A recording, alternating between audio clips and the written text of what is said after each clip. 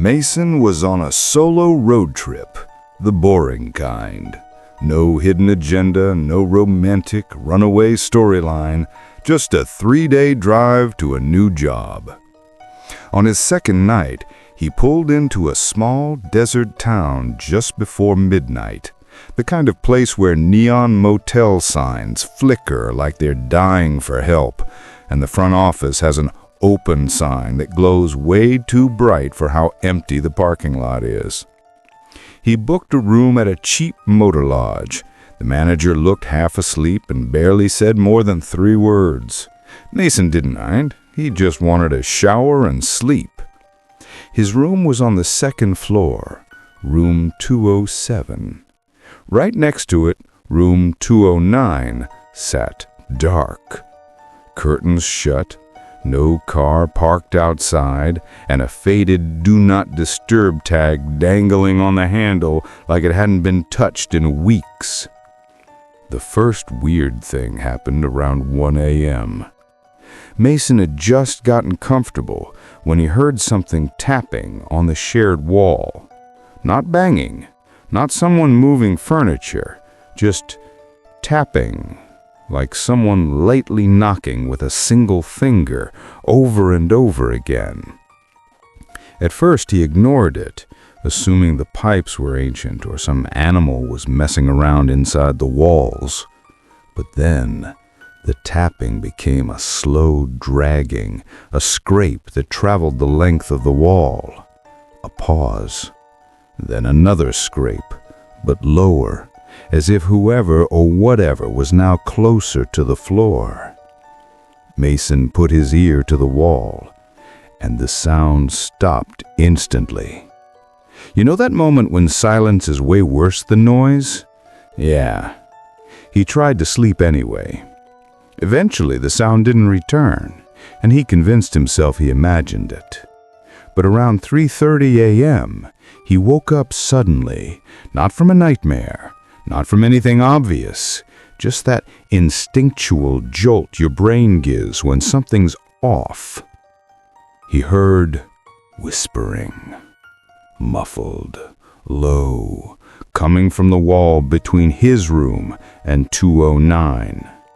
It didn't sound like a TV. It was too steady, too directed, like someone reciting something under their breath.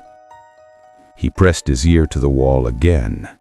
This time, the whispering didn't stop. It got louder, closer, as if someone pressed their own mouth to the other side of the wall, whispering directly to him. He couldn't make out the words, but the tone was angry, panicked, desperate. The cadence was unnatural, like it wasn't meant for another person, but something else entirely. And then, this part terrified him. He swore he heard someone sobbing quietly beneath the whispering, like 2 voices layered on top of each other. He grabbed his phone and called the front desk. The manager sounded irritated and tired, but when Mason said someone was in room 209 whispering through the wall, the manager went completely quiet. Then he said something that made Mason's skin crawl. Room 209 shouldn't have anyone in it. He explained that the last person who rented that room left without checking out.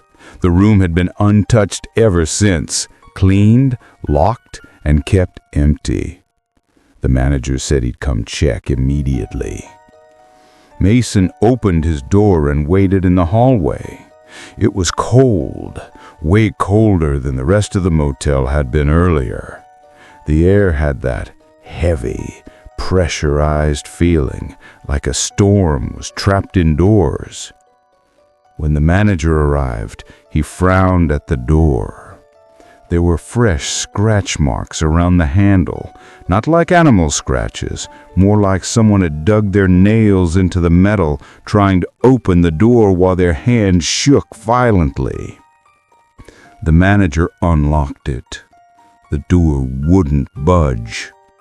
He shoved it harder, and finally it gave way, opening into a pitch-black room that smelled stale and wet, like it hadn't been aired out in years.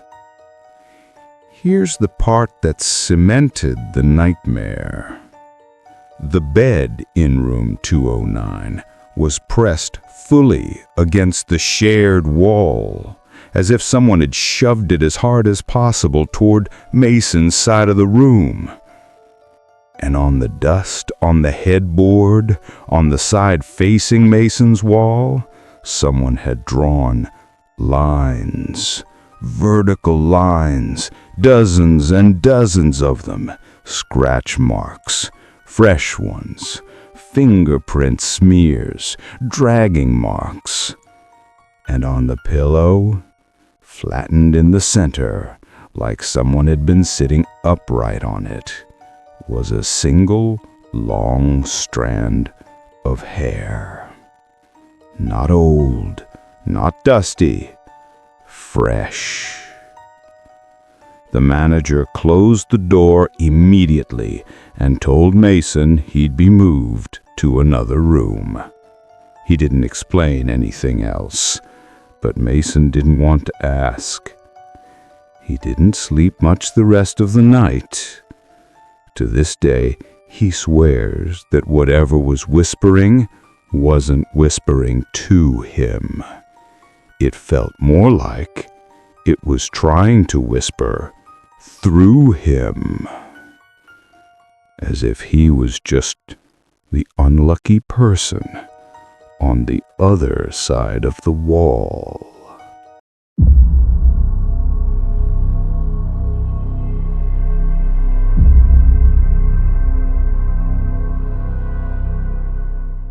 Olivia was staying at a highway motel during a long cross-country move. She had already been on the road for days, running on gas station snacks and way too many hours of driving. She booked 3 nights because she needed a reset before tackling the final stretch. Her plan was simple: rest, reorganize her stuff, and maybe remember what real sleep felt like. Her room was exactly what you'd expect from a motel sitting beside a nearly empty stretch of highway. A faded comforter with a vague floral pattern, an AC unit that hummed like it was trying its best, and thin walls that let every passing car sound like it was right outside her door. None of that bothered her. Exhaustion always beats discomfort. On her first night, she dropped onto the bed and knocked out instantly. Not even the rumble of trucks outside could wake her. But at exactly 2:14 a.m., she shot awake. 2 taps on her door. Not loud, not hurried, just 2 soft knocks, like someone politely asking for a moment of her time. She lay still, heart pounding. She hadn't ordered anything. She didn't know anyone here. And nobody should be knocking on a stranger's room at 2:14 in the morning. There was something unsettling about the gentleness of it, like whoever was at the door expected her to open up immediately. She stayed silent. No movement, no follow-up knock, no footsteps walking away. Eventually, she drifted back to sleep, convincing herself it was probably someone confused or drunk knocking on the wrong door. The next day was normal. She reorganized her car, did laundry, grabbed dinner, and tried not to think about the knock. By the time night 2 rolled around, she felt more relaxed. She even fell asleep earlier than usual. Then, at 2:14 a.m., like someone had set an alarm, 2 taps, the exact same rhythm, the exact same softness. This time, adrenaline kicked in fast. She slipped out of bed carefully and checked the pee hole. Nothing. No person walking away. No shadow. No sound of feet on gravel. Just the stillness of a late-night highway motel. But the air felt heavier, like the hallway itself was holding its breath. She stood there for almost a full minute, waiting for something else, another knock, a sound, anything. But nothing came. Eventually, she drifted back to sleep, convincing herself it was probably someone confused or drunk knocking on the wrong door. The third night was past uneasy. She was officially creeped out. Before going to sleep, she wedged a chair under the doorknob and left the TV on low for background noise. The glow made her feel safer, even if she knew it didn't truly protect her from anything. She kept glancing at the digital clock beside the bed. Midnight, 1 a.m., 2 a.m. She felt herself drifting in and out of half sleep. At 2:14 a.m., she braced for the knocks at the door. But the knocking didn't come from the door. It came from the window.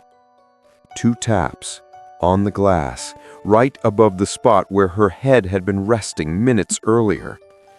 Her entire body jolted with fear as she sat up so quickly she almost made herself dizzy.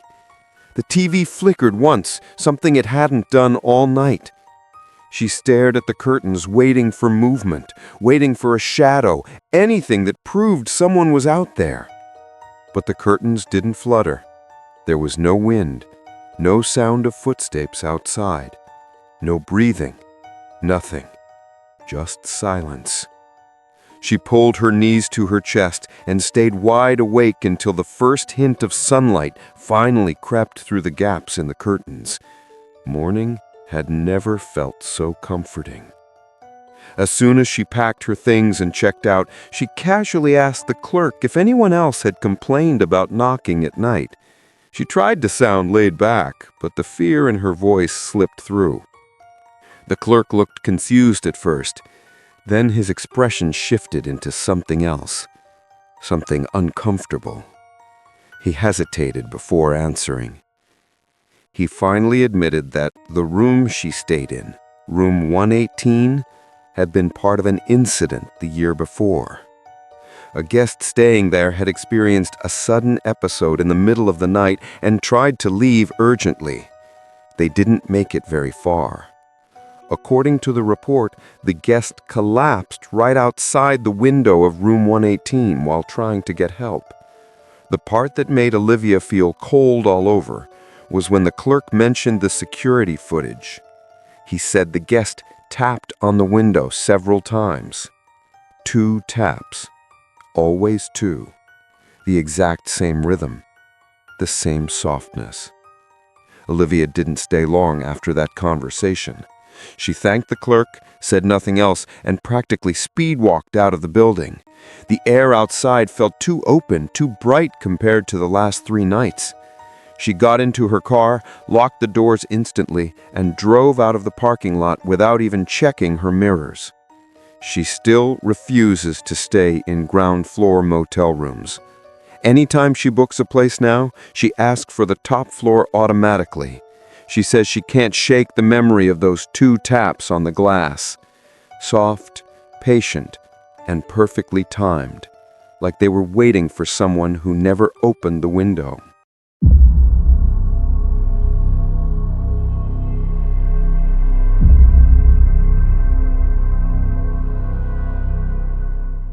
Most people check the bed for bed bugs. Some check the bathroom for weird stains. Ethan checked the room layout. He wasn't paranoid, just the kind of guy who liked knowing where every door, window, and weird angle was, especially when traveling alone. And on this trip, he was staying at a beachside motel during the off-season. Rooms were cheap, the ocean was quiet, and the whole building had this strange, hollow stillness, like every hallway had seen a lot more people than the current season allowed. His room looked normal at first glance, a soft but outdated mattress, an old TV, and furniture that looked like it had been collected from a bunch of different yard sales. But the part that instantly stood out was the dresser.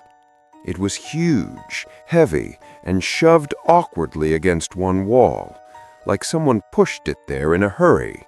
It didn't line up with the wallpaper. It looked out of place, like it was hiding something. Ethan didn't think too hard about it on the first night because he was exhausted from driving all day. He crashed instantly and slept through the sound of waves hitting the shore. But the second night was different. Around 4 a.m., he woke up thirsty. Nothing dramatic, just dry throat, dark room, slow blinking type of tired. He got up to grab a bottle of water, and as he walked past the dresser, he noticed something odd. A thin line of cool air coming from behind it. Not enough to feel like a draft, but enough to make him pause. The AC wasn't near that part of the wall. The window was on the opposite side of the room. So where was the cold air coming from? Ethan crouched down, squinting at the tiny gap between the dresser and the wall. His brain offered him 3 options: a hidden vent, a damaged wall, or, very unlikely, a door. The idea felt ridiculous at first, but the more he stared, the more it made sense. The gap was straight, clean, and just big enough to suggest an outline. Curiosity fully awake now, he pushed the dresser an inch to the side. That's when he saw it. A small wooden door with a metal latch. No knob, no markings, and definitely not mentioned on the room layout they gave him at check-in. But the part that truly disturbed him wasn't the door itself. It was that the latch was on his side. Whoever sealed the door sealed it from inside his room. Ethan stared at it for way too long, his mind sprinting through possibilities. Maybe it was a leftover from old renovations. Maybe it led to a storage crawl space. Maybe it was nothing. But part of him couldn't shake the feeling that opening it might be a serious mistake. He pressed his hand lightly against the wood. It didn't move.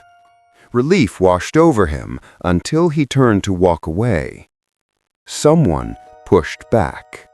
Not a slam, not a hit, just one steady shove from the other side, firm enough to let him know someone was there, calm enough to suggest they weren't trying to break in. They just wanted him to know the door wasn't sealed the way he assumed. Ethan froze, body tensed so hard it felt like time stopped. He stepped back quietly, grabbed his phone, and dialed the front desk. As the phone rang, the room felt colder, heavier. He kept his eyes locked on the door, waiting for another push. That's when he heard it. Whispering. Not loud, not emotional, just soft voices, too close, too clear, like 2 people chatting inches behind the wood. The tone wasn't angry or panicked. It sounded casual, like they'd been talking the entire time, waiting for him to notice. His hand shook as he lowered the phone. He didn't bother leaving a voicemail. He grabbed his bag, his keys, everything he owned, and walked out of the room without looking back at the dresser or the door behind it. When he reached the lobby, the night clerk didn't even look surprised that someone showed up at 4 in the morning looking rattled. He just raised an eyebrow, as if silently asking, "Which room?" Ethan explained everything in a low voice, every detail, every sound, every whisper. The clerk listened, then sighed the kind of sigh people give when they've heard the same story too many times. He nodded slowly and said something Ethan wished he hadn't. During renovations decades ago, some of the rooms had connecting doors. They were supposed to be sealed permanently. Most of them were. A few weren't. That alone was unsettling, but the clerk wasn't done. That particular room, the one that you were in? Yeah, the room on the other side hasn't been rented out for a long time. It's been empty for years. Ethan, still shaking a bit, asked why they kept it empty. The clerk gave him a tired smile, the kind people make when they know the explanation won't make anything better. because the last guest who stayed on that side reported the same thing, whispering behind the dresser, but they said it was coming from your side. Ethan didn't go back upstairs. He didn't even ask for a refund. He walked out of the motel, booked a new place across town, and checked in before sunrise. And to this day, he refuses, absolutely refuses to stay in any room with a dresser pressed tightly against a wall. If you enjoyed these stories, make sure you hit that like button, subscribe, and turn on notifications so you never miss new videos about real-life horror, creepy travel stories, and true scary encounters. And if you've got your own terrifying experience, send it to the email in the description so it can be featured in a future video.